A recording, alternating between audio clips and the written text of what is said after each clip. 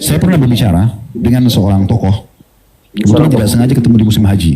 Di sebelah saya, kemudian salah satu tokoh yang dikenal gitu ya.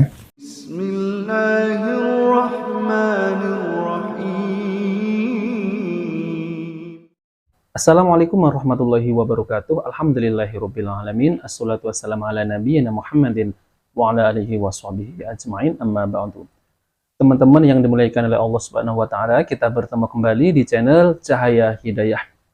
Jadi di video kali ini saya akan membagikan yaitu video dari Ustadz Dr. Khalid Basalamah MA Hafidhahullah taala, yaitu tentang terkait masalah tanggapan Ustadz Dr. Khalid Basalamah terkait pembubaran yang dilakukan oleh Banser ini. Karena akhir-akhir ini memang kajian Ustadz yang bermanhaj salaf itu banyak yang dibubarkan. Bahkan ceramah Ustadz Dr. Khalid Basalamah ya dahulu juga pernah dibubarkan oleh Banser. Jadi kenapa dakwah salafi ini dibubarkan? Tentu saja pasti ada alasannya. Alasannya adalah karena dituduh sebagai dakwah pemecah belah dan dituduh sebagai dakwah radikal dan disebut sebagai dakwah intoleran. Namun pada hakikatnya yang saya tahu ya teman-teman ya, semestinya mereka ini gerah dengan dakwah salafi ini yang semakin marak, yang semakin berkembang, dan dengan perkembangan dakwah salafi ini ya mungkin ada oknum yang iri dengan dakwah salafi ini yang semakin berkembang, yang semakin disukai oleh masyarakat. Dan sekarang kita juga bisa melihat ya teman-teman ya, banyak yang hijrah ke manhaj salaf. Nah oke teman-teman, kita langsung saja mari kita simak tanggapan Ustadz Dr. Khalid Basalamah MA Hafidhahullah yaitu tentang terkait pembubaran kajian ustadz-ustadz salaf ini. Oke, mari kita simak videonya ya. Kajian Ustadz dan penolakan dakwah dari salah satu asatis di salah satu daerah oleh sebuah ormas. Bagaimana kita sebagai penuntut ilmu menyikapinya Ustadz? Karena kami melihatnya adanya fitnah-fitnah yang dilontarkan terhadap dakwah sunnah Ustadz. Ya Allahul Musta'an, Allah tempat kita memohon perlindungan ya. Memang dalam dakwah itu ada suka dukanya, ada suka duka. Akan ada yang menerima, tadi saya bilang ada yang menolak, itu biasa. Kita mendoakan bagi teman-teman kita yang belum bisa menerima, maka agar Allah SWT berikan hidayah. Tapi ini bukan berarti harus menghentikan dakwah, gitu kan? Mungkin karena mereka belum mengetahui, gitu kan? Alhamdulillah, selama ini semua teman-teman dakwah sunnah, dakwah salaf ini, kalaupun ceramah jelas, pakai mikrofon, pengeras suara di media, tidak ada yang disembunyikan. Ya.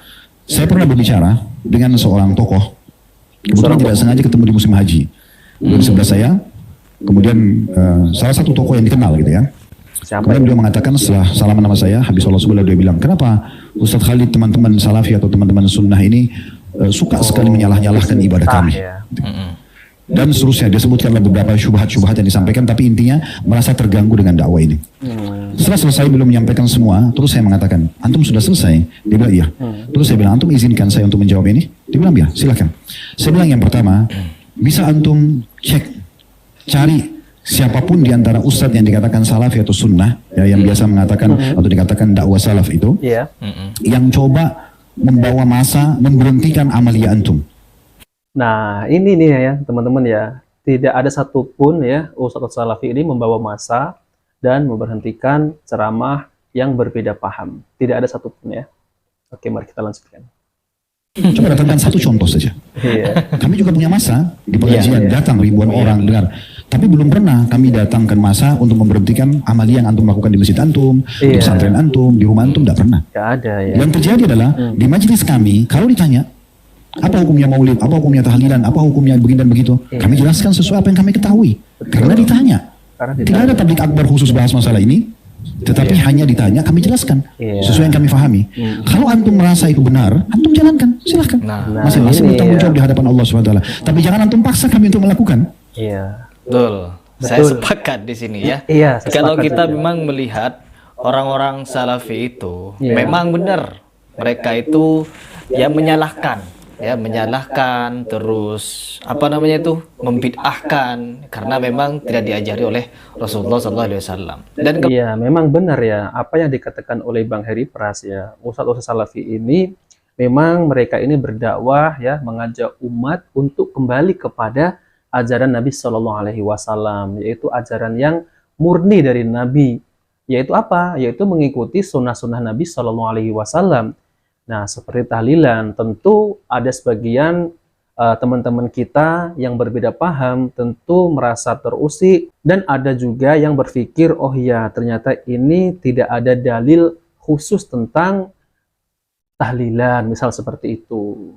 Namun ya teman-teman ya, yang merasa terusik, yang merasa terganggu dengan dakwah salafi ini, misal seperti yang dibid'ahkan oleh ustadz-ustadz salafi ini adalah masalah tahlilan, yaitu kumpul-kumpul di rumah si mayit dengan apa? Dengan mengirimkan doa-doa ataupun membaca, ya misal membaca Yasin dan membaca surah-surah lainnya, dan habis itu makan-makan.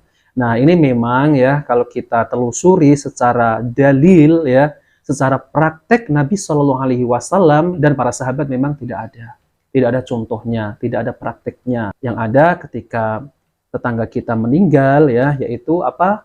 Yaitu membawakan makanan kepada keluarga si mayit, sebagaimana dahulu ada sahabat Nabi SAW yang meninggal, lalu kemudian Rasulullah SAW itu menyuruh untuk membawakan makanan keluarga Ja'far. Nah ini yang benar.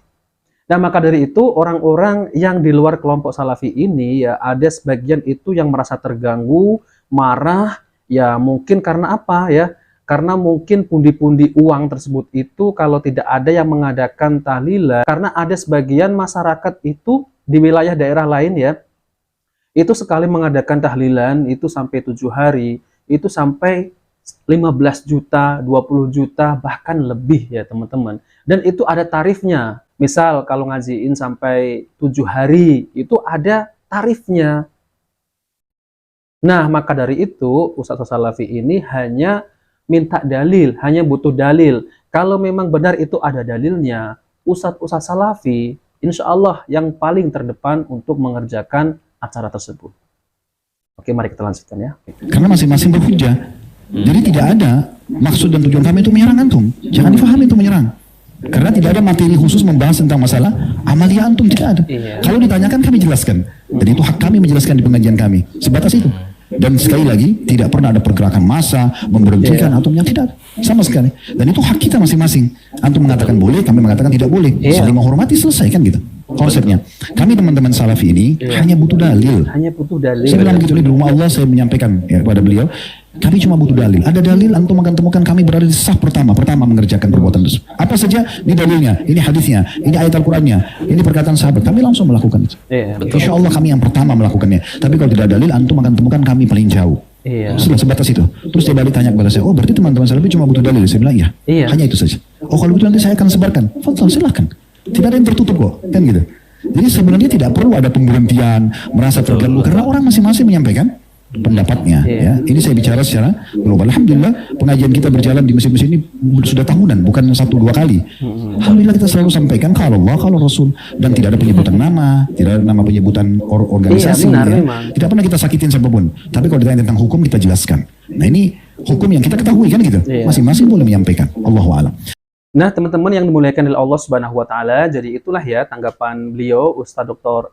Khalid Basalamah Imam Hafidhullah Ta'ala, yaitu tentang terkait pembubaran pengajian yang dilakukan oleh Banser, yaitu Ustadz Dr. Syafiq Riza Basalamah Imam Hafidhullah Ta'ala.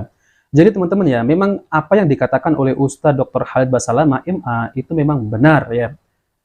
Dimana Ustadz Salafi ini kalau menjelaskan tentang terkait masalah amaliyah kelompok lain, itu ada pertanyaan dari jamaah.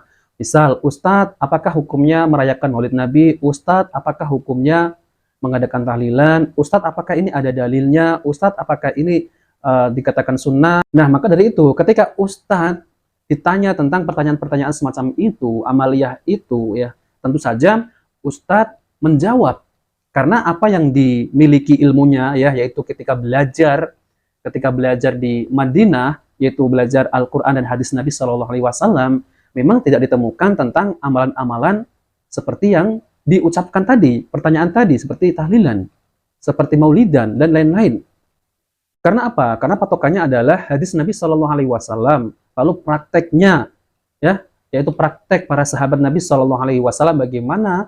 Nah, jadi kita ini mengikuti ya dalilnya Al-Quran, hadis Nabi SAW, dan para sahabat Nabi. Apakah para sahabat Nabi ini ya apakah melakukannya? Karena para sahabat Nabi SAW dialah yang paling dekat dengan Nabi, tahu persis tentang amalan-amalan yang dilakukan oleh Nabi Shallallahu Alaihi Wasallam. Tentu saja ya, Ibunda Aisyah ya, itu pasti tahu tentang amalan-amalan yang dilakukan oleh Nabi Shallallahu Alaihi Wasallam. Namun ternyata tidak dilakukan oleh Nabi Shallallahu Alaihi Wasallam. Nah, maka dari itu ya, Ustadz Salafi ini menjawab dengan ilmu, bukan dengan hawa nafsu. Dan satu lagi ya teman-teman ya, ketika Ustadz Salafi ini menjelaskan tentang amalan-amalan yang tidak pernah dicontohkan oleh Nabi Shallallahu Alaihi Wasallam, tentu Ustadz Salafi ini menjelaskan dan tidak menyebutkan ormas mana ataupun kelompok mana, tidak ada.